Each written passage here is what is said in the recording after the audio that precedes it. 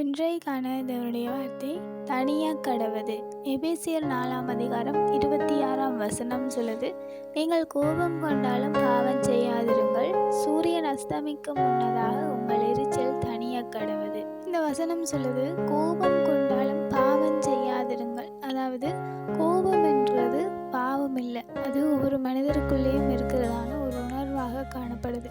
அந்த கோபம் கொண்டாலும் பாவம் செய்யாதிருங்கள் என்று சொல்லப்பட்டிருக்கு. தங்களுடைய கோபத்தை நாங்கள் எந்த வகையில் ஹேண்டில் பண்ணுறோம்ன்றது தான் இதில் சொல்லப்பட்ட ஒரு விஷயம். கோபத்தை பாவத்துக்கூடாக நாங்கள் செய்யக்கூடாது.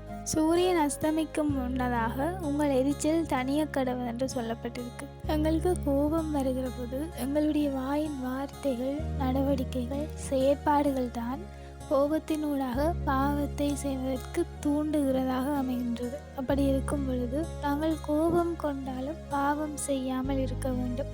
சங்கீதத்தில் சொல்லப்பட்டிருக்கு, நீங்கள் கோபம் கொண்டாலும் பாவம் செய்யாமல் இருங்கள், உங்கள் படுக்கையிலே இருதயத்திலே பேசிக்கொண்டிருங்கள் என்று சொல்லி அதில் சொல்லப்பட்டிருக்கு. அப்படி இருக்கும் பொழுது நாங்கள் கோபம் கொண்டாலும் பாவம் செய்யாமல் இருப்பதற்கு எந்த விதமான ரியாக்டும் பண்ணாமல் நாங்கள் அமைதியாக மௌனமாக கடந்து வருகிறது மாத்திரம்தான் கோபம் கொண்டாலும் பாவம் செய்யாமல் இருப்பதற்கு ஒரே வழியாக காணப்படுகிறது.